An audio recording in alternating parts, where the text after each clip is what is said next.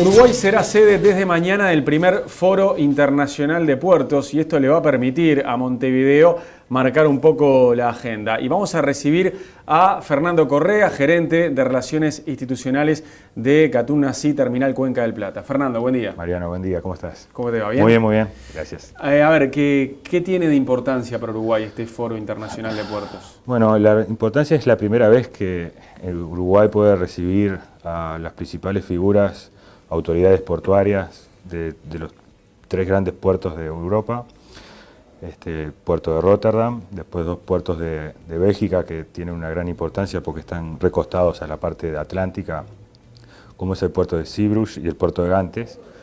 Y además después, bueno, algunas personalidades del puerto de Brasil, del estado de San Pablo, con un poco, la idea es intercambiar ideas para saber cómo podemos hacer los puertos más competitivos, ¿no? O sea, tenemos tres grandes realidades, son puertos todos distintos, con distintos tipos de carga, con distintos tipos de operadores, con distintos tipos de hinterland. Y la idea es intercambiar, poner temas sobre la mesa y así desde Montevideo y de los actores que tenemos aquí en la región, poder empezar a diseñar planes estratégicos de cara de 10 a 20 años sobre la realidad que se nos viene, tomar ideas de los países desarrollados y bueno, empezar a adaptarlas a la región y a Montevideo. ¿Y qué tan competitivo es hoy el puerto de Montevideo?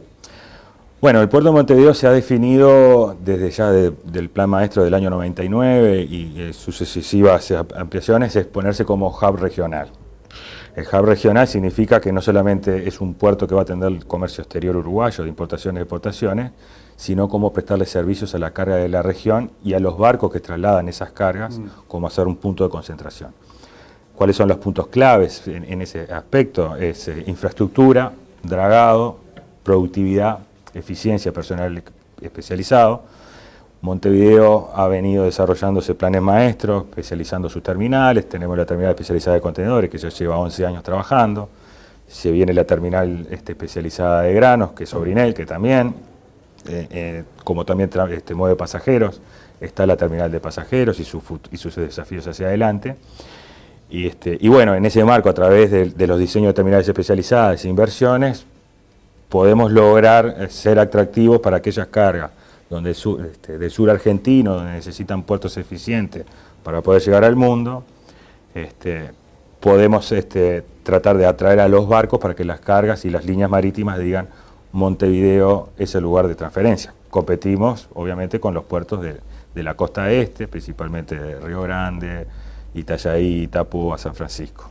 ¿Es el momento de mayor actividad en la historia del puerto de Montevideo? Yo creo que sí, es el momento donde hoy Montevideo está en el mapa de las líneas marítimas que atienden la costa este de América del Sur. Las líneas marítimas al diseñar sus rutas y hacer sus acuerdos internacionales de carga para hacer las distintas conexiones. Montevideo es un punto de referencia y están las negociaciones de los armadores como opción para hacer un transbordo. De ahí la irrelevancia de nosotros como Montevideo, como comunidad portuaria, pensar hacia adelante, hacer los planes maestros, las definiciones estratégicas, definiciones de inversión que se nos vienen a futuro, porque las inversiones y las decisiones portuarias llevan mucho tiempo, mucho dinero, ¿no? Y son decisiones que se toman 5 o 6 años con antelación por lo menos. ¿Cómo está la competencia con Buenos Aires hoy? Bien, en realidad tal vez la competencia con Buenos Aires no es una competencia por la carga, sino por el área de influencia. Pero Buenos Aires es un puerto básicamente de importación y exportación, con una carga cautiva que debe entrar sí o sí a Buenos Aires. Y tal vez la competencia es la carga que no quiere entrar vía camión a Buenos Aires y puede recorrer la hidrovía y tener una opción de salida por Montevideo más eficiente. Hoy está cerrado por la medida 1108. Entonces toda esa carga que nosotros podemos captarla a Buenos Aires, que debería salir por Montevideo o del sur argentino, está saliendo por la hidrovía o por el sur argentino directamente a Brasil y no la utiliza a Buenos Aires. Entonces, si bien no es competidor directo, algunas medidas de influencia del puerto de Buenos Aires terminan impactando en Montevideo. Bien, esas medidas entonces del gobierno argentino siguen incidiendo, siguen afectando a Montevideo. Sí, al día de hoy tenemos 0 contenedor de transbordo argentino en Montevideo. Pero no hay. ¿Y por dónde está la salida? La salida está en que Argentina está reclamando al Estado uruguayo, en el marco del Mercosur, un acuerdo de reserva de carga regional. Las decisiones en el Mercosur han costado tiempo y internalizar esas medidas, esas resoluciones del Mercosur llevan más tiempo además. Entonces, sacar la vigencia de la medida 1108 en forma rápida pasaría por un acuerdo bilateral de carga que sea transitorio hasta que el Mercosur logre ratificar un acuerdo de reserva de carga. Le esperamos atentamente que los gobiernos uruguayos y argentinos puedan poner sobre la mesa o iniciar la mesa de negociación para un acuerdo de reserva de carga, que en los últimos años me consta que Uruguay ha intentado hacerlo, pero bueno, no se ha podido avanzar. Fernando, ¿ves viable la construcción del puerto de aguas profundas en Rocha? Cuando uno se planifica cuáles son las decisiones de largo plazo, cuando decimos de largo plazo estamos hablando de más de 20 años, Uruguay debe estar pensando en una salida de agua profunda, lo que se llamaría un puerto de aguas profundas. Tal cual como está diseñado y la realidad y cómo vienen los planes, lo veo muy difícil desde el punto de vista de las decisiones privadas de inversión. Una decisión de un puerto de aguas profundas va mucho más allá de un análisis de cuál es la carga, la cantidad de la carga y cuáles son los flujos. Si no, se necesitan planes estratégicos y definiciones estratégicas multimodal, por decirlo, ¿no?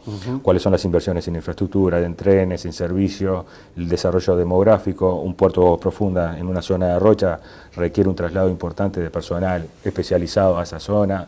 Esa zona, las autoridades deben estar preparadas, la parte demográfica, centros de salud, centros de estudio, ordenamiento territorial y todo ese tipo de cosas hoy no están.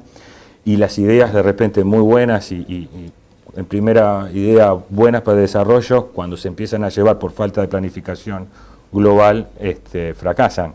En ese sentido, en el corto plazo nosotros no vemos un desarrollo de puerto de agua profunda porque está faltando la planificación global que apunte la necesidad del puerto y en dónde se va a ubicar. ¿Qué ganaría Uruguay con ese puerto? Un puerto siempre pone a la región o al área de influencia en el mapa y empieza a ser estratégico en las tomas de decisiones económicas, desde el punto de las inversiones industriales, de las inversiones logísticas, de las producciones agropecuarias o de la zona de influencia. Para Uruguay sería, teniendo la ventaja natural de contar con aguas profundas, sería sustancial en el desarrollo de los próximos años poder contar con un puerto de aguas profundas. Para eso se necesita trabajar en varios aspectos, en los aspectos económicos, en los aspectos de infraestructura, en los aspectos sociales, de cara a hacer los planes y las inversiones necesarias, tanto privadas como públicas, de cara a un desarrollo sustentable para que un puerto ahí pueda ser el puntapié inicial para un desarrollo de una región que, si vemos los antecedentes, siempre hubo un puerto, hubo desarrollo, en cualquier país. ¿En qué lugar físico del puerto va a ser el foro mañana? Bien, el foro mañana a la mañana es en la terminal de buquebús de pasajeros, ahí es la inscripción, el registro. Va a haber una recorrida en ómnibus donde personal de ANP, de las distintas terminales, vamos a mostrar las instalaciones portuarias, cuáles son los planes de desarrollo, cómo se viene desarrollando y cómo se opera. Un almuerzo final como inicio del foro. Y el miércoles en la mañana, sí, desde las 8:30 se empiezan las conferencias y termina con el cierre con el ministro Víctor Rossi, la presentación de un libro de historia del puerto de Montevideo que hemos encomendado hacer y un cóctel al final. Bien, ¿quién lo hizo el libro? Juan Uribe Stemer. El puerto de Montevideo solamente tuvo un libro de historia de hace muchos años, que fue hasta el año 1931. Hace muchos años, por lo menos 4, encomendamos a Juan Uribe Stemer, gran conocedor de la historia del puerto de Montevideo. Que actualice todo para el libro nuevo. Que comenzara con un libro desde 1930 hasta, bueno, llegamos hasta enero 2015.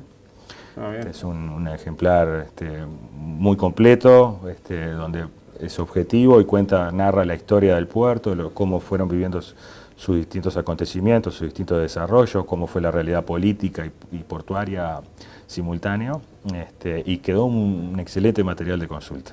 Fernando, muchas gracias por visitarnos hoy. Mariano, a las órdenes como siempre. Suerte, que pases bien. Gracias.